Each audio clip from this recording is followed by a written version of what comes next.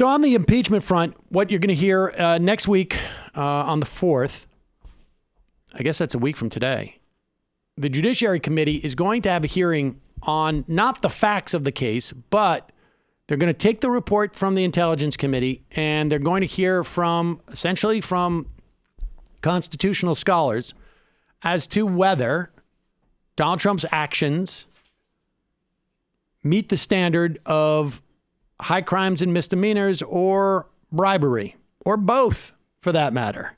They'll be having hearings on next Wednesday. The facts in this case are more or less completely resolved. I mean, I don't know how much more resolved they can be. Now today we heard that there was testimony that was released that showed that 2 officials at the OMB, the Office of Management and Budget, resigned because they were baffled by why the money was being held up, the security aid was being held up to Ukraine. We also found out today, it was reported that White House lawyers gave Donald Trump a heads up on the whistleblower report. And subsequent to that, a couple of days, they released the money. In other words, the cops are here. The cops are here. The money got released anyway. That's right. I never took the money out of the safe because the cops got me in the lobby of the bank with the guns that I had. That's basically what's going on. Yet, they will continue to argue every single point here and deny. And it's not just Trump. Here is Senator Joe Kennedy. He's from, Louisiana, right? Where's Kennedy from? And he was on Fox News Sunday with Chris Wallace. Here's what he had to say about, now he's going to back off this, but not in this clip. Because that's not the way they do. It's one thing to say something on Fox, and then I'll go to a different network and say something different. Right? I mean, that's the game that's being played here. People should be clear on this. Here's Joe Kennedy refusing to acknowledge that the Russians were responsible for any hacking that took place in 2016. The president and his supporters have said that Ukraine was behind the hacking of the DNC computers and that it wasn't Russia. That was a big issue this week because former NSC official Fiona Hill said that is Russian disinformation. She debunked that. But on the other hand, President Trump doubled down on that the very next day. Take a look, sir. This is a fictional narrative that has been perpetrated and propagated by the Russian security services themselves. They gave the server to CrowdStrike or whatever it's called, which is a company owned by a very wealthy Ukrainian. And I still want to see that server. You know, the FBI has never gotten that server. That's a big part of this whole thing.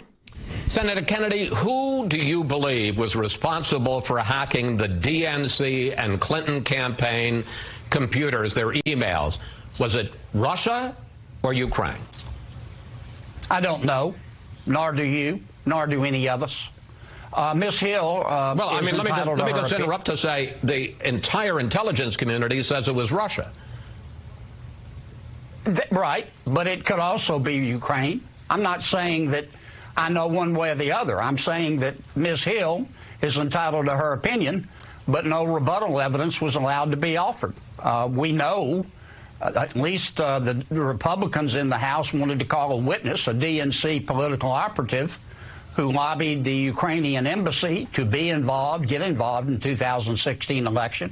We don't know if Ukraine did that. We don't know to what extent, because they won't let the president offer his evidence. And that's why I'll say once again, the absence of evidence is not the evidence of absence if you're not allowed to call your own witnesses. Yeah. The thing is, though, is that it's been resolved with the 17 intelligence agencies, and there is no credible evidence, period. There's just simply no credible evidence. And he'll go on Fox News. He will spread that lie because he knows as we have said here many times, and everybody seems to know now, there are two different narratives of reality. And Fox News is to deliver one, everywhere else is to deliver the other. And they don't. Here's the thing. Michelle Bachmann, back during the Obama years, gave a response to the State of the Union for the Tea Party. And there's video of her doing this, and it provides I came up with a principle, I think, at the time. Because Michelle Bachmann was doing a direct feed to the Tea Party, but they also had another feed on her from CNN. They were not the same cameras. So this is the Bachmann principle. Here it is from 2016. Watch her speech. But the problem that he has now is like, how does he hold his base? Let's go. Let's just go see. No, go see if you can find the actual clip of her doing it. Normal people, the non-Tea Party. Okay, see, here she is speaking. And I wish we had blown that up at the time, but you can see that she is talking to the Tea Party camera. But the CNN camera that is watching her, it looks very weird. So in other words, this is the Tea Party camera right in front of me.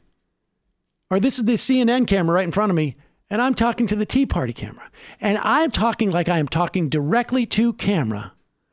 But instead, it looks like I'm sort of somewhat crazy.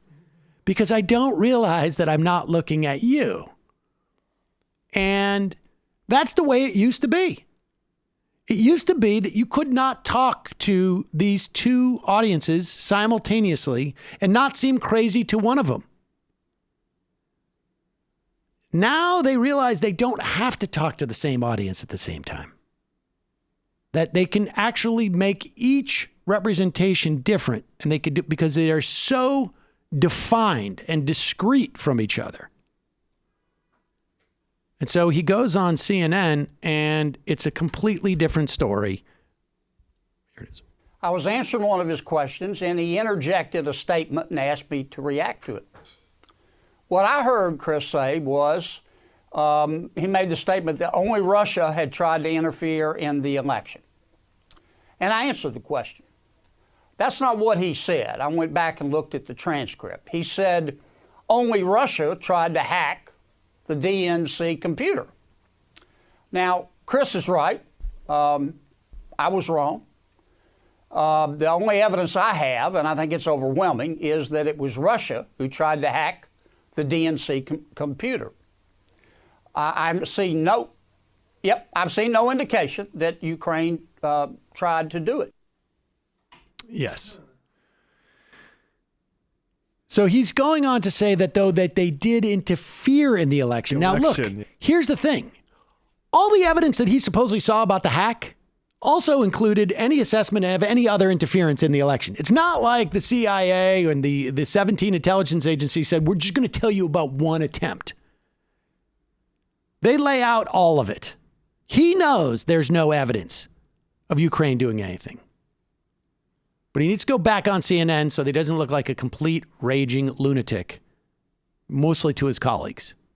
But what his colleagues may not realize, maybe they do, is that none of the people he said the first thing to are going to see the second one. They're never going to see it. There's no way for them to see it. Fox is not going to run it. They're never going to see it. Mark Levin is not going to run it. They're not going to see it.